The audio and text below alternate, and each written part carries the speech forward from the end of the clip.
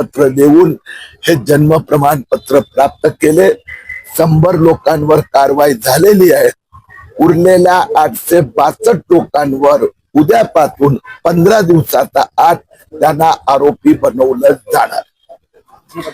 याच बरोबर एक दुसरा आणखीन एक त्रुटी लक्षात आली आहे का अमरावती महापालिकेतील 2025 मध्ये डायरेक्टली 35,000 लोकांना जन्म प्रमाणपत्र दिलं आहे.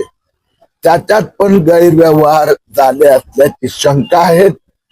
महापालिका आयुक्तांनी प्रॉमिस केलं आहे की येत्या 15 दिवसात त्या 35,000 लोकांचं ऑडिट केलं जाणार आणि त्यात जे घोटाळेबाज असेल त्यांच्यावर कारवाई होणार. आज जिल्हा प्रशासनाला एक प्रेस नोट इश्यू केली. त्यात त्यांनी सांगितलं की आता जन्म मृत्यू प्रमाणपत्र 72 तास म्हणजे 21 दिवसाचा त्या नंतर दिला जाणार नाही. यावर आपण समाधानी आहात? तो वेगळा विषय आहे. आता कुठलं जड नियम नाही आहे. 2 पद्धत आहे. एक नवीन जन्माला आलेल्या मुलासंबंधी 72 तासात माहिती द्यायची असते. ती माहिती ज्या हॉस्पिटलमध्ये जन्म झाला तो ऑटोमॅटिकली दिली तर ते आपली जबाबदारी नाही. पण जर घरी जन्म झाला असेल तर ते 72 तासात माहिती देण्याआधी पण बंधनकारक होतं आणि ते रिझनेबल आहे. घरी जन्म समजा आता अमरावती शहरात झाला किंवा कुठेही झालं तर 72 तासात माहिती द्यायलाच हवी.